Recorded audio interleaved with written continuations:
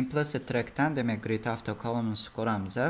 Lekin biza grid after columns ishlata olmaymiz, chunki bizada implicit column yo'q.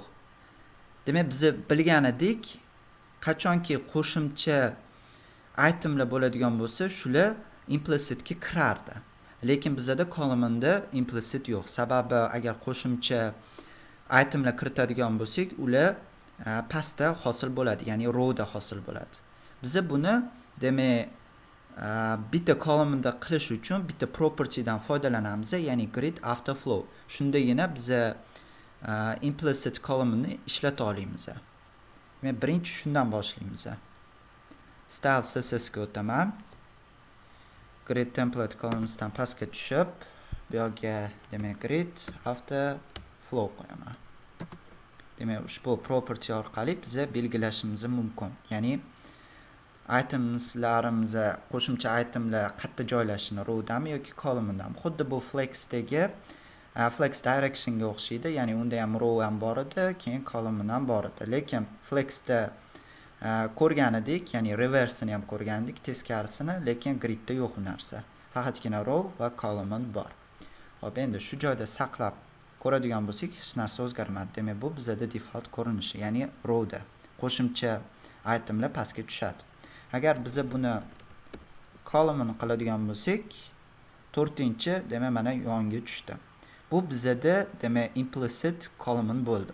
Chunki mana o'zingizlar ham ko'rib turibsizlar, uchalasi aniq bir o'lchamga ega bo'ldi, 4-chisi bo'lsa ega bo'lmadi. Ya'ni ichidagi kontentga qarab o'zining razmeriga ega bo'ldi. Demak mana yaqinlashtirib ham ko'ramiz. Demak mana chiziqlar, kichkina nuqtachalar.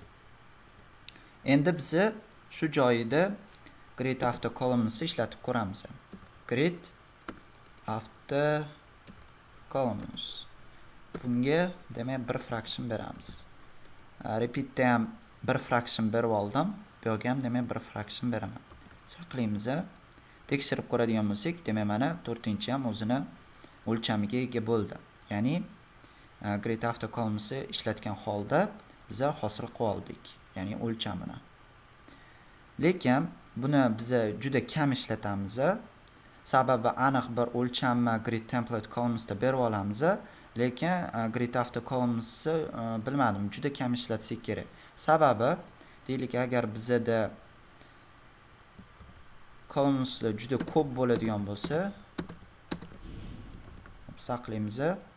Ko'radigan bo'lsak, demak bu yerda sal razmerini o'zgartirib ko'ramiz. Bir fraction emas, deylik, aniq bir o'lcham 200 piksel beramiz. Demak mana gorizontal chiziqda scroll paydo bo'lyapti. Bunaqa saytda deyarli yo'q. Ko'rmagansizlar, men ham ko'rmaganman, sizlar ham ko'rmagansizlar. Asosan biz grid after rows dan foydalanamiz, lekin columns juda kam ishlatiladi. Lekin ko'rib o'tdik, ya'ni nimaligi to'g'risi.